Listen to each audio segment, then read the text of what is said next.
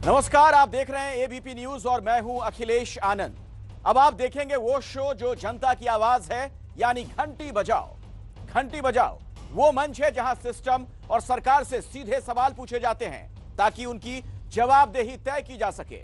आज घंटी बजाओ में बात उस सार्वजनिक आयोजन की होगी जहां जुटने वाली हजारों की भीड़ कोरोना विस्फोट कर सकती है। हम बात प्रयागराज के माघ मेले की कर रहे हैं। जी हां, कोरोना काल में आयोजित होने वाले इस मेले पर अगर वक्त रहते रोक नहीं लगी तो यहां आने वाले हजारों लोगों की जान मुसीबत में फंस सकती है। याद कीजिए, कोरोना की पहली लहर में तबलीगी जमात ने कैसे महामारी फैलाने में बड़ी भूमिका अदा की थी और हाल ही में बरेली में मुस्लिम धर्म संसद के नाम पर लगभग 20,000 लोग जुट गए थे।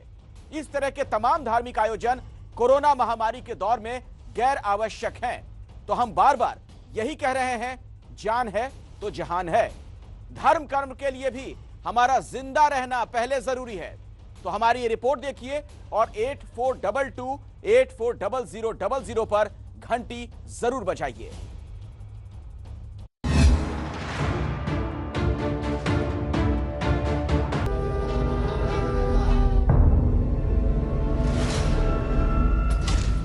संगम नगरी प्रयागराज में 14 जनवरी से शुरू हो रहे माघ मेले में कोरोना का संक्रमण तेजी से बढ़ता जा रहा है। अब तक 11 लोग यहां पर संक्रमित हो चुके हैं। तो आप लोगों को कोरोना से डर नहीं लगता है? नहीं लगता है? हमारे भगवान पे आस्था है हमारी। हमको कोरोना से डर नहीं, उस बार भी कोरोना आया था तो तनी भी हमको डर नहीं लगता है। हुई है जो सुराम और चिराका को कर तर्क बढ़ाओ ऐसा का।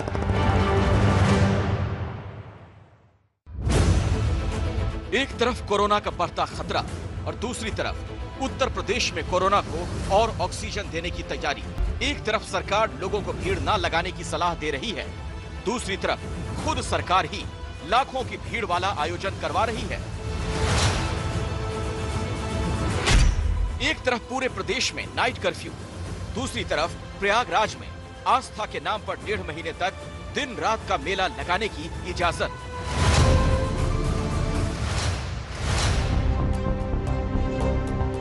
सवाल है कि कोरोना को लेकर सरकार की ये दोहरी नीति क्यों है? आखिर ऐसी क्या मजबूरी है कि तीसरी लहर के हर दिन बढ़ते खतरे के बाद भी उत्तर प्रदेश में माघ मेला कराने पर अड़ी है सरकार?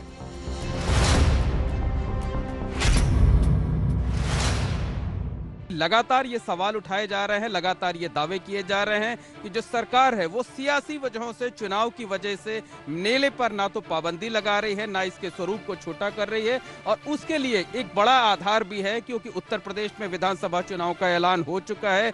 तत्काल प्रभाव से आदर्श आचार संहिता लागू कर दी गई थी। किसी भी सरकारी आयोजन में नेताओं की तस्वीर लगाने, उनके नाम के इस्तेमाल करने पर रोक लगी हुई थी। लेकिन आप देख सकते हैं कि इस वक्त हम मौजूद हैं माघ मेला क्षेत्र में, मेला अधिकारी के कैंप कार्यालय के बाहर। आप देख सकते हैं कि जो गेट बना हुआ है उस पर नेताओं की फोटो लगी हुई है। तो विपक्षी पार्टियां जो है वो इसे लेकर सवाल उठा रही हैं और दावे कर रही हैं कि जो पूरा का पूरा आयोजन है वो सियासी वजहों से हो रहा है। सवाल इसलिए भी उठ रहे हैं क्योंकि मेला शुरू होने से पहले ही यहां कोरोना के संक्रमण की शुरुआत हो चुकी है। सिर्फ 2 दिनों में यहां कुल 11 लोग पॉजिटिव पाए जा चुके हैं। इनमें से 7 मेला क्षेत्र में तैनात पुलिसकर्मी हैं। ये हाल तब है जब मंगलवार को हुई करीब 1300 जांच में अब तक सिर्फ आधी रिपोर्ट ही आई है। यानी संक्रमितों की संख्या अभी और बढ़ सकती है। ऐसे में जब 14 जनवरी से यहां लाखों श्रद्धालुओं की भीड़ जुटनी शुरू होगी तो कोरोना किस रफ्तार से फैलेगा इसका अंदाजा लगाना मुश्किल नहीं। इसके बावजूद न प्रशासन कोई कदम उठा रहा है, न सरकार कोई फैसला कर रही है। उल्टा ये दावा किया जा रहा है कि मेले से कोरोना फैलने का सवाल ही नहीं उठता। जो कोविड प्रोटोकॉल्स हैं उस पर विशेष ध्यान दिया जा रहा है और साथ ही साथ कोई भी बिना RT-PCR के जो 48 घंटे पहले RT-PCR की रिपोर्ट है उसके बिना नहीं आ सकता। उसके अंदर एक हम लोगों ने स्वास्थ्य जो एक हेल्थ सेंटर्स बनाए हैं, अन्य जगह बनाए हैं, वहाँ पे किसी को भी जुकाम या कुछ हो तो तुरंत उनको एडमिट किया जाएगा, उनको चेक किया जाएगा, उनको आइसोलेट किया जाएगा। ये सुरक्षित मार्ग होगा, ये स्वच्छ माघ मेला होएगा और स्वास्थ्य और कोविड की दृष्टि से नंबर 1 माघ मेला होगा। अगर 1 दर्जन लोगों के कोरोना संक्रमित होने के बाद भी सरकार आंखें बंद रखना चाहती है, तो ये सवाल क्यों ना उठे कि क्या माघ मेला सरकार की सियासी मजबूरी बन चुका है? सिर्फ 2 दिन बाद यानी 14 जनवरी से प्रयागराज में लाखों श्रद्धालुओं की भीड़ जुटना शुरू हो जाएगी। अलग अलग प्रदेशों से लोग यहां आएंगे। प्रशासन और सरकार का कहना है कि बिना कोरोना टेस्ट किए किसी को मेले में एंट्री नहीं मिलेगी। याद कीजिए, ऐसा ही दावा पिछले साल हरिद्वार कुंभ में भी किया गया था, लेकिन उसके बाद क्या हुआ ये सब जानते हैं। कुंभ उत्तराखंड में कोरोना का सुपर स्प्रेडर बना। अब वही खतरा माघ मेले पर भी मंडरा रहा है।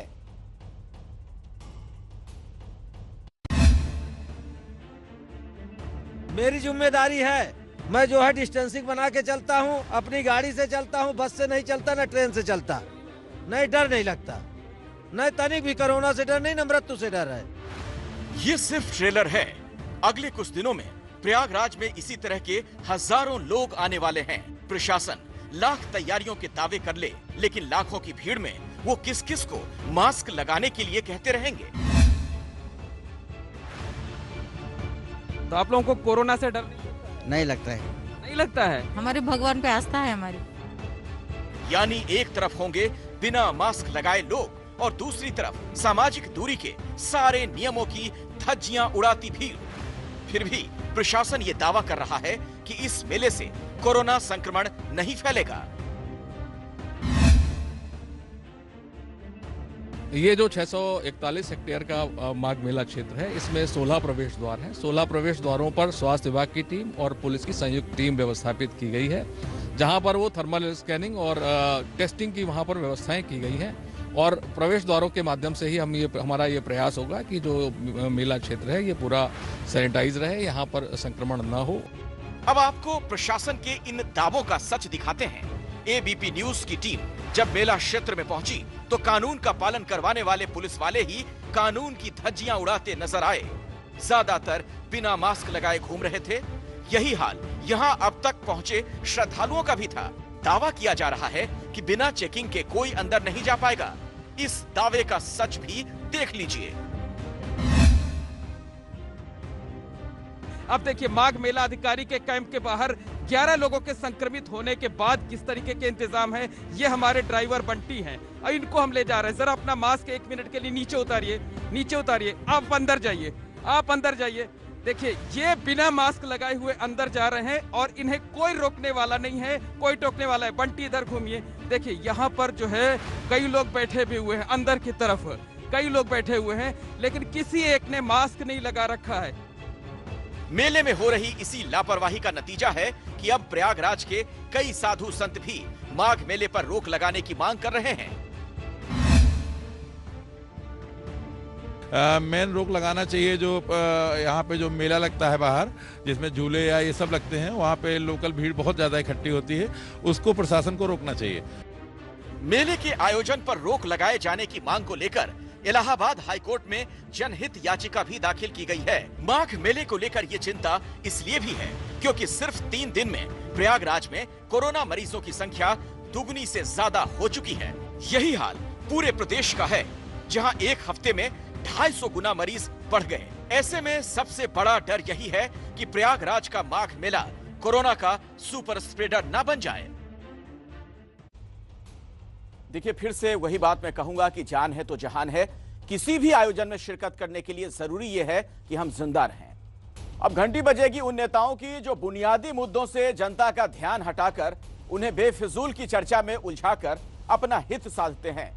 चुनावी राज्यों में आजकल आया राम गया राम की खूब बातें हो रही हैं, लेकिन आपको ध्यान इस ओर देना है कि इन राज्यों में रोजगार की स्थिति 5 साल पहले के हालात से भी बदतर है। हम हर राज्य की आंकड़ों की जुबानी पड़ताल करने वाले हैं। आज बात पंजाब की।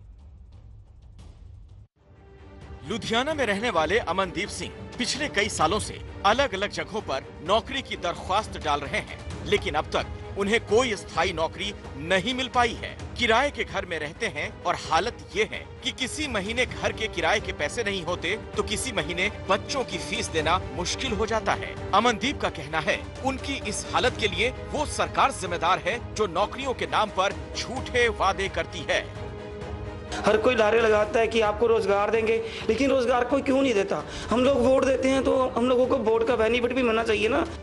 अमनदीप अकेले नहीं है। पंजाब में उनके जैसे सैकड़ों बेरोजगार हैं जो सरकार की वादा खिलाफी के शिकार बने हैं।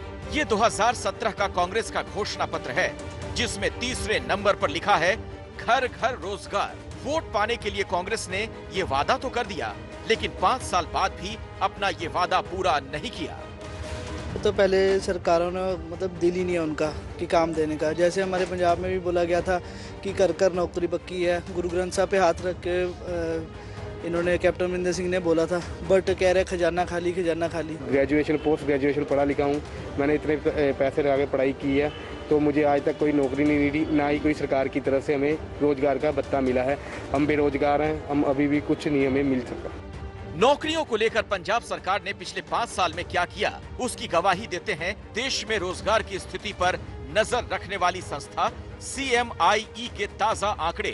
5 साल पहले यानी जब कांग्रेस सत्ता में आई तब पंजाब में बेरोजगारी दर 5.6% थी और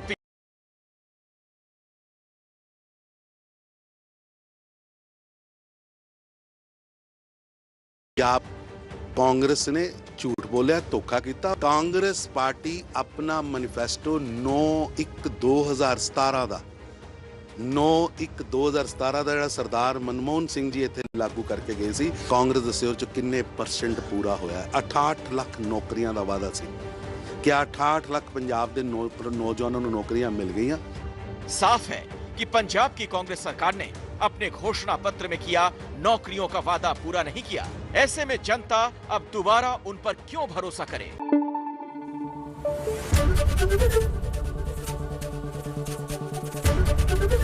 ABP न्यूज आपको रखे आगे।